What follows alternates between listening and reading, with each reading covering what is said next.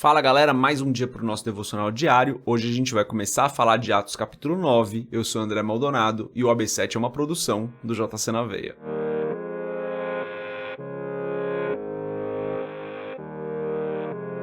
Atos capítulo 9, a partir do versículo 1, diz o seguinte: Enquanto isso, Saulo ainda respirava ameaças de morte contra os discípulos do Senhor. Dirigindo-se ao sumo sacerdote, pediu-lhe cartas para as sinagogas de Damasco, de maneira que, caso encontrasse ali homens ou mulheres que pertencessem ao caminho, pudesse levá-los presos para Jerusalém.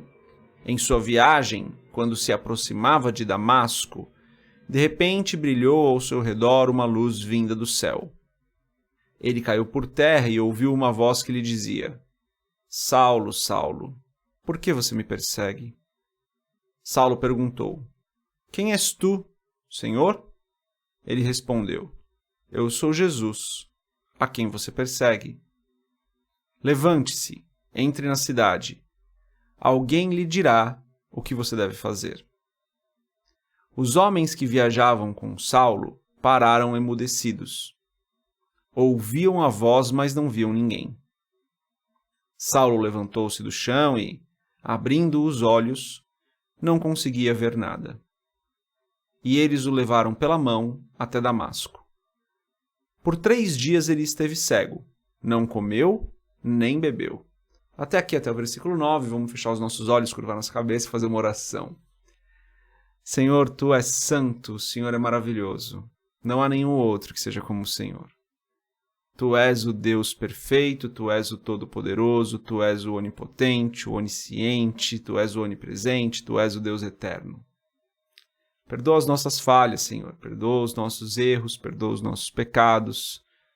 Nós ainda erramos, nós ainda falhamos e precisamos do Teu perdão.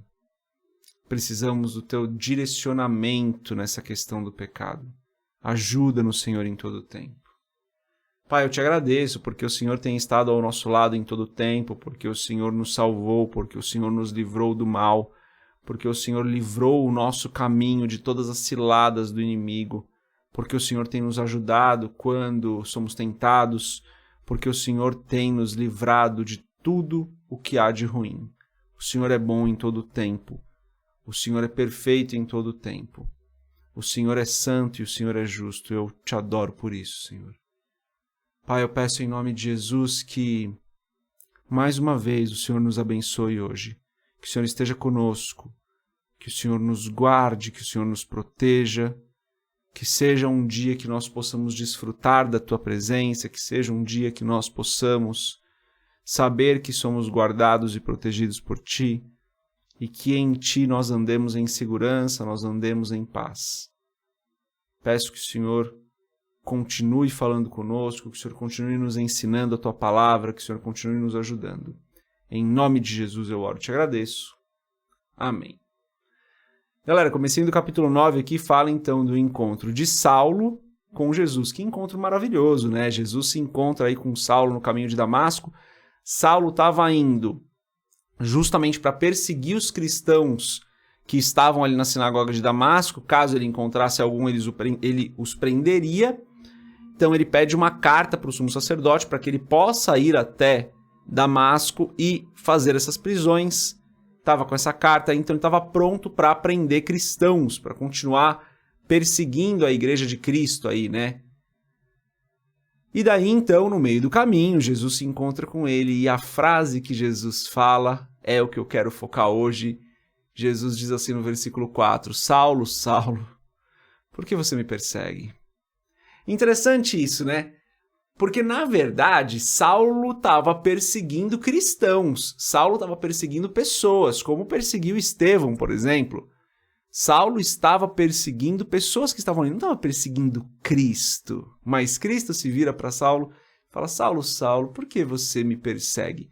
E daí aqui a gente tem 2 entendimentos possíveis, 2 meditações que a gente pode fazer com esse texto. Na verdade, tem várias, né? 2 que a gente pode fazer hoje aqui. A primeira é, Jesus, ele é o cabeça da igreja, né? A palavra nos afirma isso. Então, quando a igreja sofre perseguição, ele mesmo está sendo perseguido. Não somos nós que estamos sendo confrontados, não somos... Claro que no mundo físico aqui, né, nessa vida, somos nós que estamos sendo confrontados, somos nós que estamos sendo questionados, somos nós que estamos sendo perseguidos. Mas na realidade mesmo, no mundo espiritual, naquilo que a gente talvez nem compreenda plenamente, certamente não compreende plenamente, quem está sendo perseguido é Cristo, galera. Então, nós somos apenas agentes de Cristo, mas o verdadeiro perseguido aí é Ele. Ele é o cabeça da igreja. Então, quando as pessoas afrontam a igreja, quando as pessoas vão contra a igreja, elas estão indo contra o próprio Cristo. Não é contra a gente que elas estão indo. Não é contra nós que as pessoas estão fazendo as coisas. Não, elas estão fazendo contra o próprio Cristo e por isso elas vão responder. E por isso nós devemos amá-las. Por isso nós devemos cuidar delas, porque elas talvez nem saibam que estão perseguindo o próprio Cristo. Talvez para elas estejam perseguindo a igreja, elas estejam falando mal dos cristãos, mas na realidade elas estão perseguindo o próprio Cristo. E isso deveria nos levar a uma compaixão imensa por elas. E talvez até orar dizendo perdoa-lhes, porque eles não sabem o que fazem. Eles não sabem quem eles estão perseguindo. Eles acham que eles estão fazendo algo contra a gente e não estão fazendo algo contra a gente. Eles estão perseguindo o Senhor. Então, Pai, perdoa-lhes, porque eles não sabem o que eles estão fazendo. Agora, você consegue entender a oração que Estevão, por exemplo, fez? Você consegue entender a oração que Jesus fez? Eles não sabem quem eles estão perseguindo. Então, esse é um primeiro entendimento. Mas o segundo entendimento que eu gostaria que a gente meditasse aqui, e que eu acho que é bem interessante, sinceramente, é que quando nós queremos nos aproximar de Cristo, nós precisamos nos aproximar do corpo dele aqui na Terra. Nós precisamos nos aproximar da igreja. Estou indo um pouco mais distante nessa interpretação, eu sei, mas tem um paralelo aqui que dá para fazer, né, galera? Se Saulo, ao perseguir a igreja, estava perseguindo Cristo, nós, se queremos nos aproximar de Cristo, precisamos nos aproximar da igreja, galera.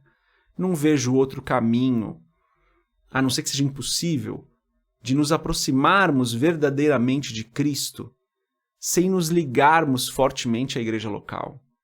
Vocês sabem, né, você que ouve o AB7, que já acompanha, que sabe que eu sou um defensor da igreja local, né? Creio que todos nós precisamos estar aliançados, alicerçados ali numa igreja local, sem exageros, né, sem vários exageros que infelizmente a gente vê por aí, mas devemos sim fazer parte de uma comunidade de fé local, de uma igreja local, trabalhar ali, servir ali.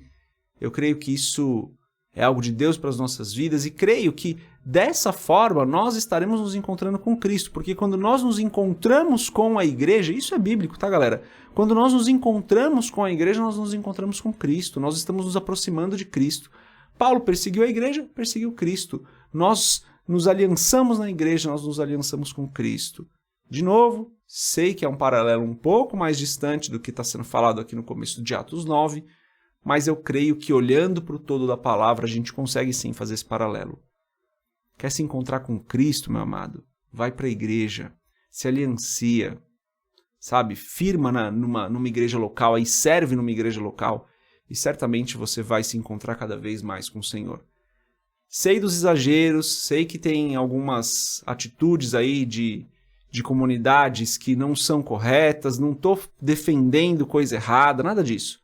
Mas nós, como cristãos, precisamos nos aliançar numa igreja local.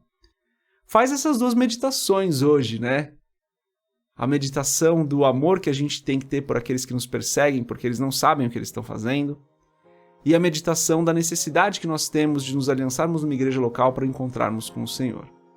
A mensagem de hoje é essa. Deus abençoe a sua vida. A gente se vê amanhã, se Deus quiser. Paz.